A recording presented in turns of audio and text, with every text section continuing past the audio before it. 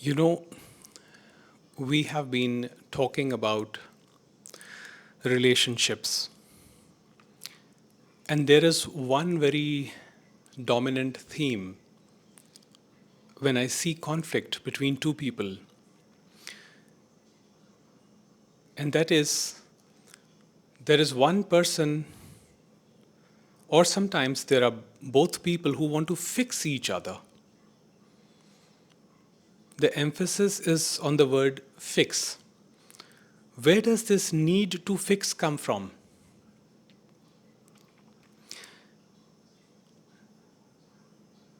It basically comes from one's own fear,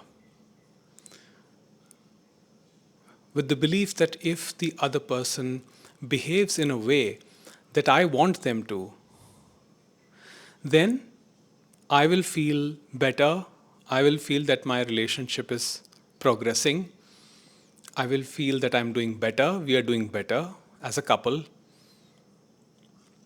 So, if they magically learn how to, immediately wash the dishes after after eating a meal, or put their clothes for washing rather than throwing them on the ground. So these are some of the things that sometimes people get stressed about. And they say that the stress is about the thing, whether it is picking up clothes and putting them in the laundry basket, or throwing that trash out, which is a very favorite example in the Western world. This person does not, my person does not throw the garbage out.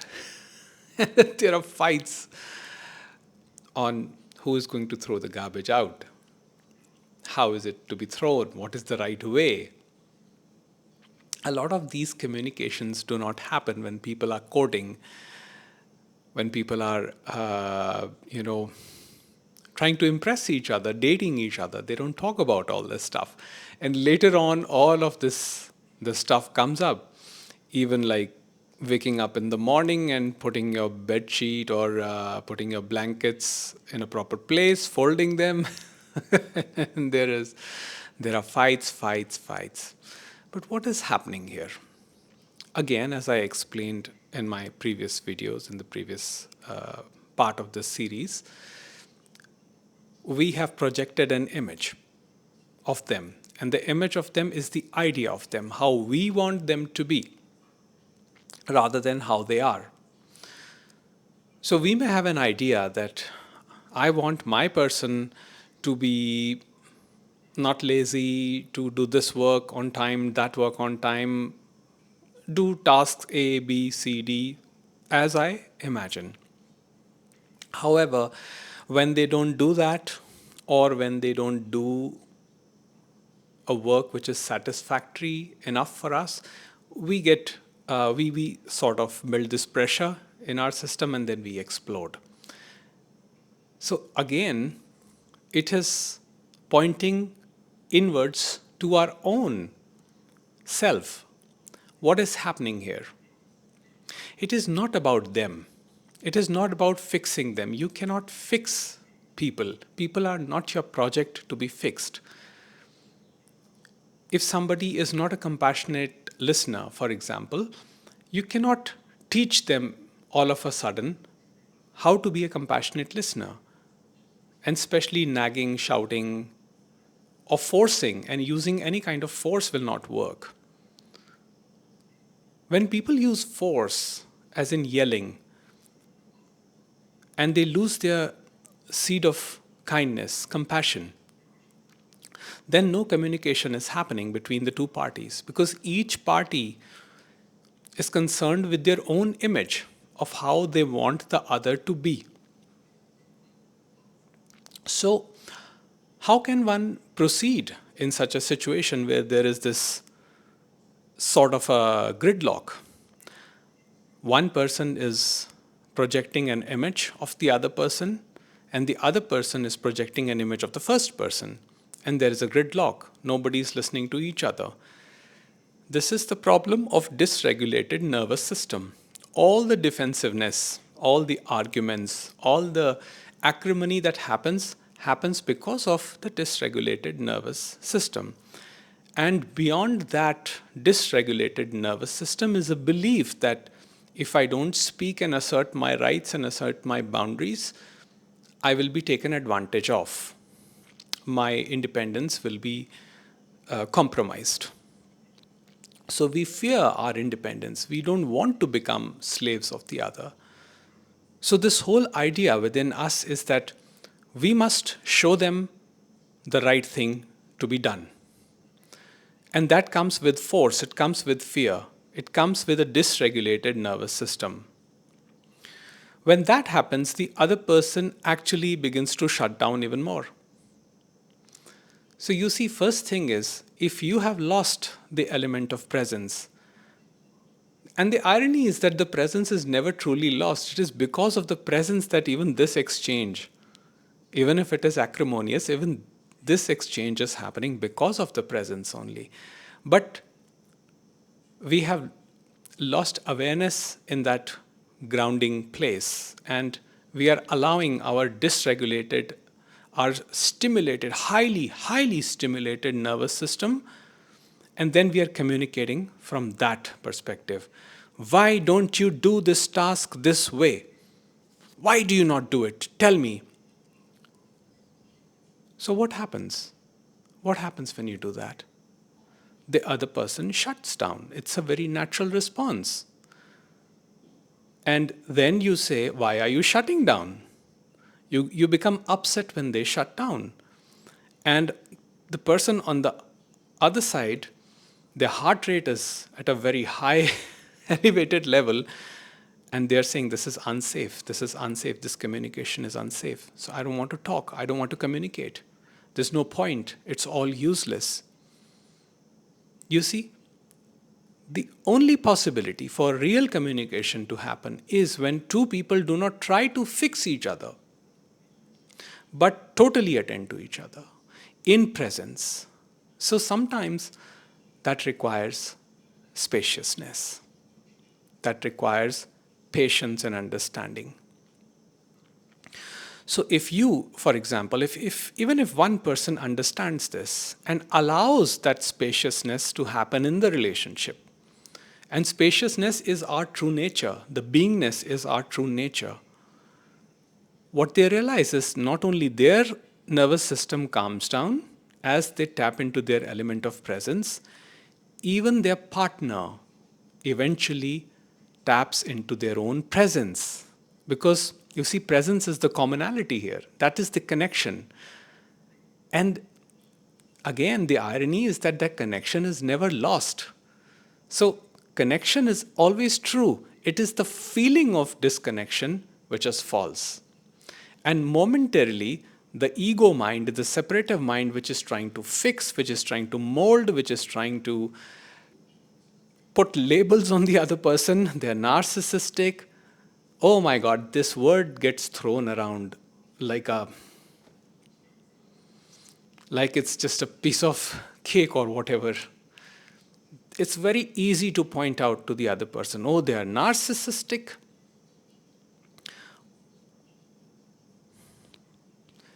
That itself is narcissism. If somebody is self-centered, very selfish, and there is no scope in the relationship, let's say there's just no communication happening, too much stimulation, a wise person would just move away. But they would not live with this story of the other, telling them that they are narcissistic, that they are bipolar, that they are all other disorders and this and that. I mean, we are very quick to diagnose. You have PTSD, you have this, you have that. And yes, I do understand that these are serious ailments and they do require specialized treatments, but it is not for us to decide what is the diagnosis and what is the right course of action. We cannot even suggest to the other person to seek help because even that does not work with a dysregulated nervous system.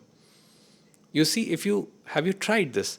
If you tell your partner, go get therapy, just go get therapy, you need therapy, that is a sign that you are not connected with your inner core. That is not coming from a place of presence and peace within you.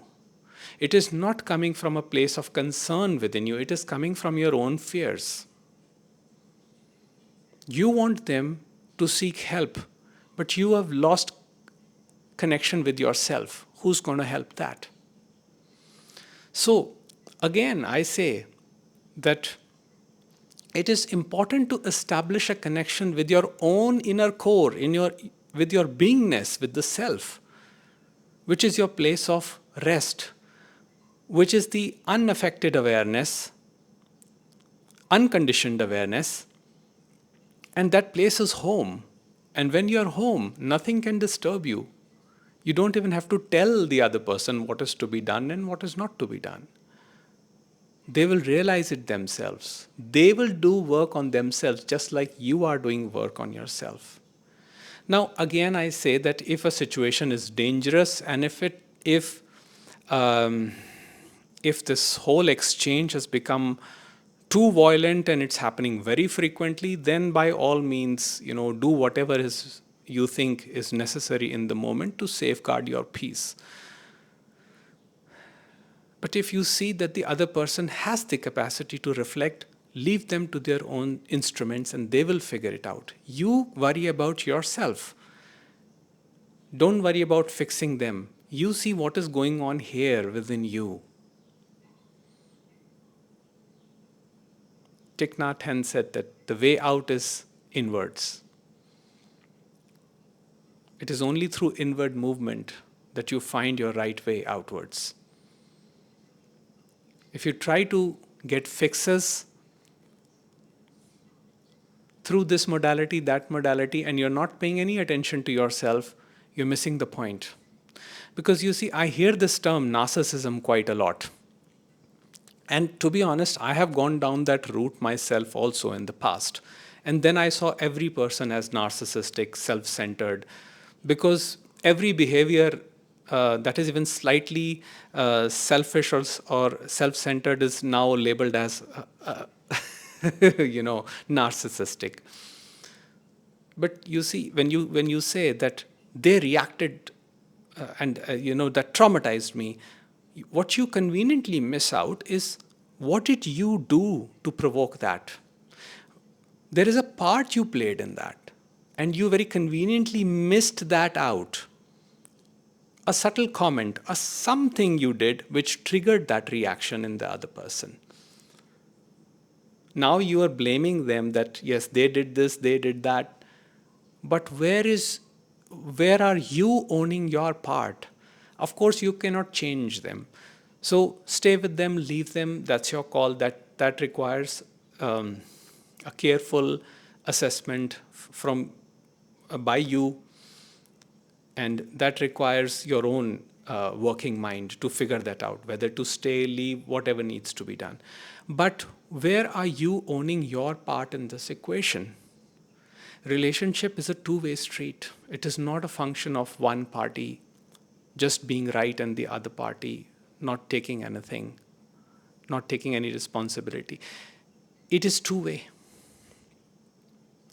So when you tap into your element of peace and presence, when you are aware of your inner world, when you come out with compassion and kindness and gentleness, tapping into your element of presence, then you see an amazing change in the nature of relationships, because the other party stops withdrawing, stops shutting down. They become responsive rather than reactive. If you are defensive, your defenses are coming from childhood. But now those tools are not all that necessary. If you look at your own defensiveness, you will realize that there are some things within me which is creating conflict, which is a part of this conflict that I'm experiencing in this relationship. So when I take charge, when I take full responsibility of the way I am showing up in the relationship, even the other person starts to do their part.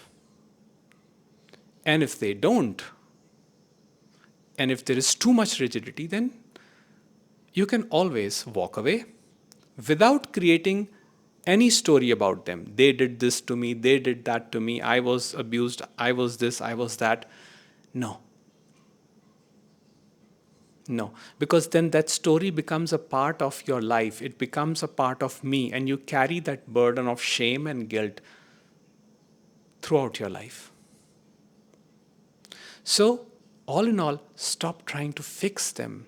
Stop trying to change them.